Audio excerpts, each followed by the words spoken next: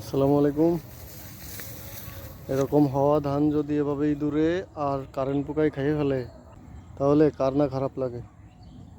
তো কারেন্ট পোকার আক্রমণ এমন হয়েছে, একে তো বৃষ্টি হচ্ছে ঘন ঘন, এদিকে ওষুধ দেওয়ার সুযোগ পাওয়া যাচ্ছে না, এই সুযোগে কারেন্ট পোকার খুব আমদানি হয়েছে।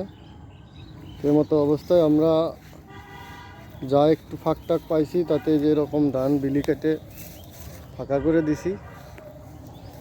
আর ফাঁকা করে দিয়ে এর ভিতর দিয়ে মেশিনের হ্যান্ডেল ঢুকাই দিয়ে দিয়ে ওষুধে স্প্রে করে দিছি।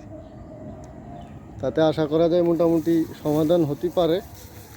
তবে কারেন্ট পোকা যেহেতু খুব দুষ্টু পোকা, বলা যাচ্ছে না, দেখা যাক। শেষ ভালো যার সব ভালো তার।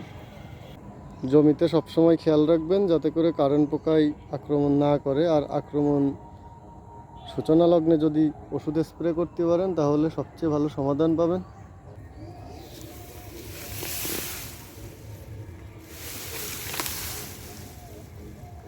ওষুধে স্প্রে করার পরে এভাবে বাঁশ ঢুকাই ঢুকাই চেক করছি, তো পোকার আক্রমণ মোটামুটি কমছে, কিন্তু একদম যে গেছে তা না, কিছু পরিমাণ আছে। সেই মতো অবস্থায় হয়তো আরেকবার ওষুধ দেওয়া লাগতে পারে।